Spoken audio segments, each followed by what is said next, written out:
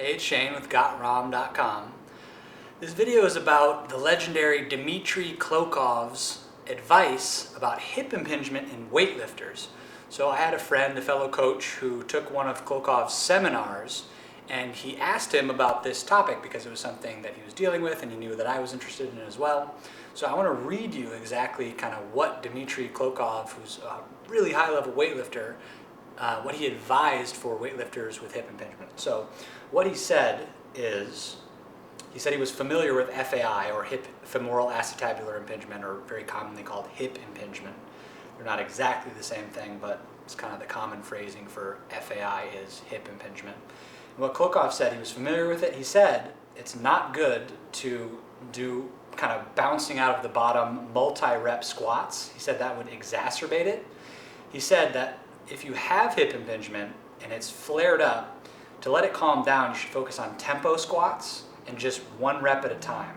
So he advised to build up to a max clean in weight for the squat. So whatever your max clean is in weight, do that for your squat, and do a 10-second down, 10-second eccentric, a 3-second pause at the bottom, not an absolute bottom, but just kind of a low squat. And this way, he said, you have great time under tension, there's no bounce, and there's no repetitive bumping of your femur against the acetabulum. He likes to build up to a single in this eccentric squat, and then back off in the same way, getting lighter in weight. Then, in order to not lose speed as a weightlifter, which is important, he likes to follow up with jump squats in the 3 to 5 sets of 10 range, and limit the range of motion as needed.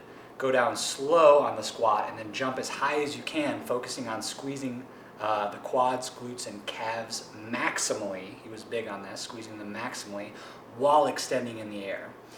He also said if you're using weight on these jump squats, never go above 30 kilos in this movement. And between the eccentric slow tempo squats and these more explosive jump squats, you can still build strength in your lifts without making the hip problem worse. He also advised to only practice the full snatch and clean and jerk every 2 to 3 weeks if you have a condition like FAI. So kind of the take-home points from Klokov's advice from this seminar is tempo squats instead of bouncing out of the hole, jump squats for maintaining speed, and do the full lifts every 2 to 3 weeks.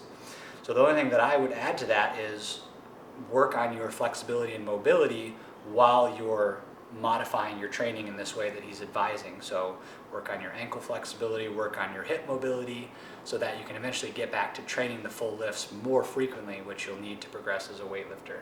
So for that, we have the FAI Fix program, we have the FAI Fix for athletes, but I thought that would be interesting for you to hear that a high-level Olympic weightlifter like Dmitry Klokov has seen this condition, and this is his advice for it. So give it a shot.